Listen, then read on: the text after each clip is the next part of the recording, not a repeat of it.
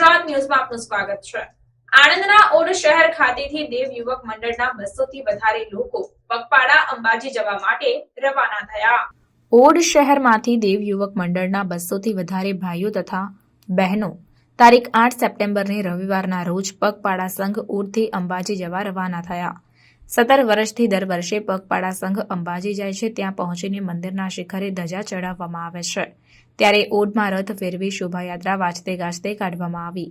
ઓડના અંબાજી મંદિરે ધજા ચડાવી દર્શન કરી માના આશીર્વાદ લઈ પગપાળા સંઘ અંબાજી જવા નીકળ્યો હતો। મા અંબાનું પવિત્ર સ્થાન એટલે અંબાજી ધામ। ભાદરવી પૂનમનો મેળો એટલે મા અંબાના ચરણોમાં શીશ ઝુકાવી આશીર્વાદ લેવાનો લહાવો।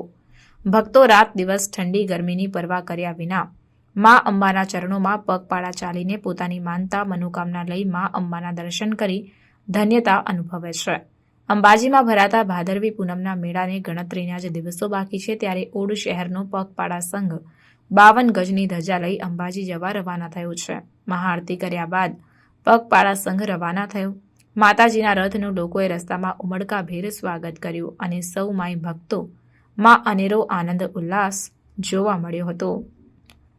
Reporter Dilipbhai S Patel, secular Gujarat news, Anand.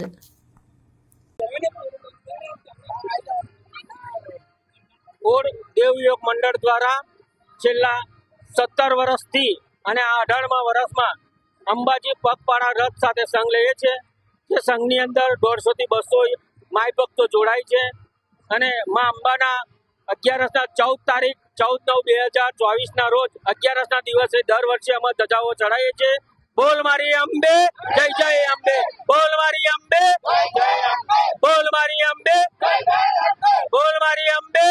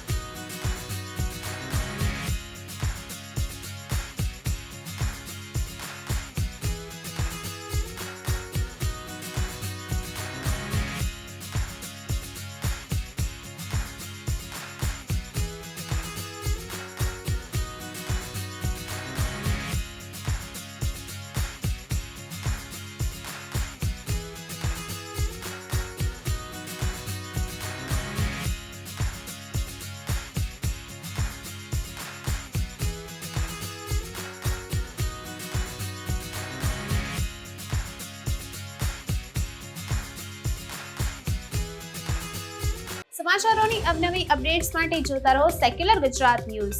સાથે સેક્યુલર ગુજરાત ન્યૂઝ ચેનલને લાઇક, શેર અને સબસ્ક્રાઇબ કરો અને બેલ આઇકોન દબાવીને સમાચારોની ઝડપી માહિતી મેળવો.